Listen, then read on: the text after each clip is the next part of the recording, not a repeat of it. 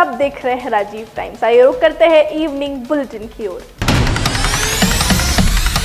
मुख्यमंत्री डॉक्टर मोहन यादव के मुख्य आतिथ्य से सीएम आवास पर कल 18 अक्टूबर को किसान सम्मेलन होने जा रहा है। इसमें 6 जिलों के लगभग 25,000 किसान शामिल होंगे। सम्मेलन में किसानों को भावांतर योजना की जानकारी दी जाएगी और उन्हें योजना का लाभ लेने के लिए प्रोत्साहित किया जाएगा। योजना के तहत किसान 24 अक्टूबर 2025 से 15 जनवरी 2026 तक मंडी में फसल बेच सकेंगे। किसानों को 2 हफ्ते में भावांतर की राशि उनके आधार लिंक बैंक खातों में सीधे अंतरित की जाएगी। भावांतर योजना के ई उपार्जन पोर्टल पर पंजीयन 17 अक्टूबर तक होंगे।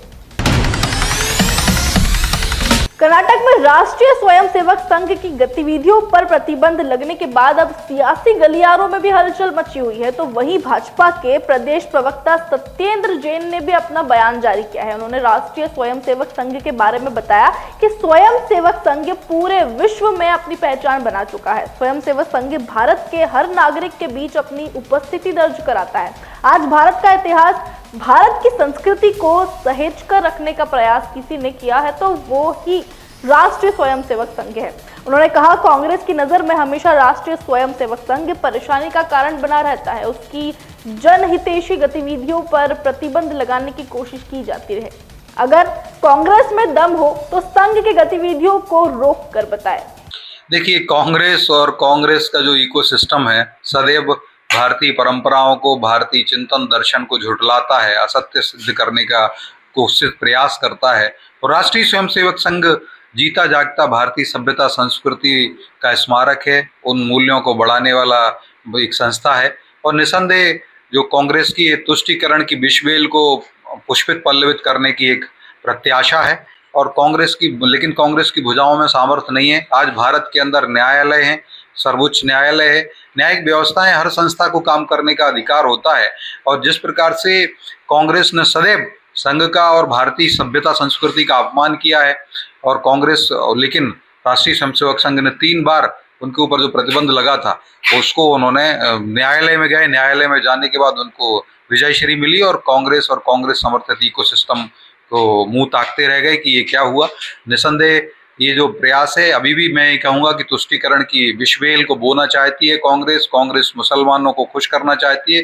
जबकि बस राष्ट्रीय स्वयंसेवक संघ एक ऐसा वट वृक्ष है जिसको कि प्रधानमंत्री श्री नरेंद्र मोदी जी ने कहा, जिसने भारतीय सभ्यता संस्कृति दर्शन और चिंतन को हमेशा आवर्धित किया है और हमेशा सदैव ऑक्सीजन देने का काम किया है। यही कारण है, मुझे तो ये लगता है अब राष्ट्रीय स्वयंसेवक संघ 100 वर्ष का नहीं, राष्ट्रीय स्वयंसेवक संघ का जो तत्व है वो भारत के अंदर हजारों वर्षों से विद्यमान है। अगर आप भारत का और पूरे विश्व की सभ्यता का इतिहास देखेंगे तो 46 से ज्यादा सभ्यताएं पूरे विश्व भर में हुई। सारी सभ्यताओं का दमन हो गया, सारी सभ्यताएं लोप हो गई। सिर्फ भारत की सभ्यता है, सिंधु घाटी की सभ्यता या मोहनजोदड़ो की सभ्यता जो कहते हैं वही आज भी जो है, पहले थी आज भी है। मुझे लगता है ये संघ जैसे, स्वयंसेवक संघ जैसे, विचारक संघ जैसे दार्शनिक जो हमारे राष्ट्र ऋषि रहे, ऋषि मुनि रहे, इन्होंने वो सारे आघात झेले। उन्होंने चाहे वो मुगलों का 800 वर्ष का आघात झेला हो या अंग्रेजों का भी आघात झेला हमने 200 वर्ष, ऐसा सब झेलने के बाद हजारों वर्ष से भी जो सभ्यता चली आ रही है वो भारत की सभ्यता है। निसंदेह हमारे यहाँ पर राष्ट्रीय स्वयंसेवक संघ जैसे ऐसे वर्ष, मुझे तो यही लगता है वो सहस्त्रों वर्षों से और आगे भी रहेगा। कांग्रेस की भुजाओं में सामर्थ्य हो तो कांग्रेस रोक के दिखा ले। मुझे लगता है कांग्रेस में सामर्थ्य नहीं है, नहीं ना कर भी पाएंगे, क्योंकि आज विश्व के अंदर और भारत के अंदर जो राष्ट्रीय स्वयंसेवक संघ ने अपनी जन जन के अंदर जो छवि बनाई है वो राष्ट्र निर्माण वाली छवि है। अगर ऐसा कांग्रेस करती है तो राष्ट्र निर्माण को आघात होगा और न्यायिक संस्थाएं जरूर न्याय करेंगी।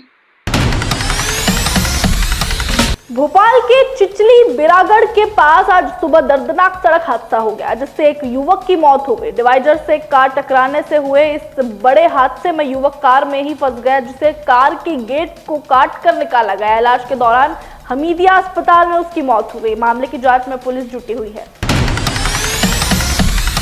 दीपावली को देखते हुए इंदौर के राजवाड़ा इलाके में पारंपरिक दुकानें लग चुकी है। बड़ी संख्या में लोग यहां पहुंचकर खरीदारी भी कर रहे हैं। आम लोगों को किसी तरह की परेशानी का सामना ना करना पड़े, इसके लिए जिला प्रशासन ने राजवाड़ा इलाके को नो व्हीकल जोन घोषित किया है। लेकिन इसके बाद भी कई वाहन और ई रिक्शा चालक यहाँ प्रवेश कर रहे हैं, जिसकी वजह से यातायात बाधित हो रहा है। इसी बात की शिकायत कलेक्टर शिवम वर्मा तक भी पहुंच रही है, जिसके बाद कलेक्टर ने बताया नो व्हीकल जोन के आदेश का सख्ती से पालन कराया जाए।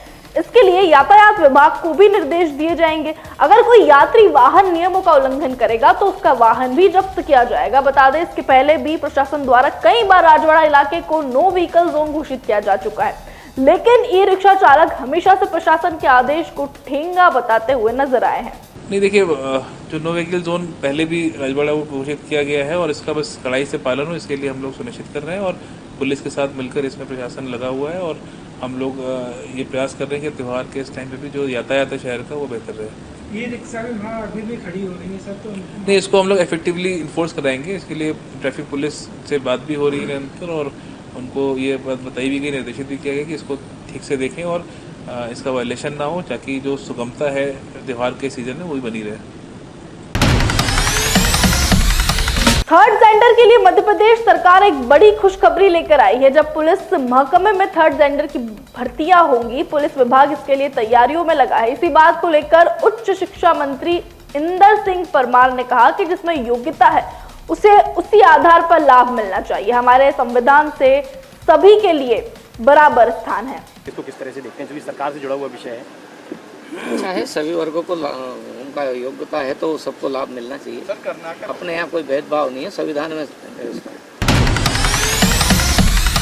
और फिलहाल की खबरों में इतना ही। फिर मिलेंगे नई खबरों के साथ, तब तक के लिए बने रहिए राजीव टाइम्स पर।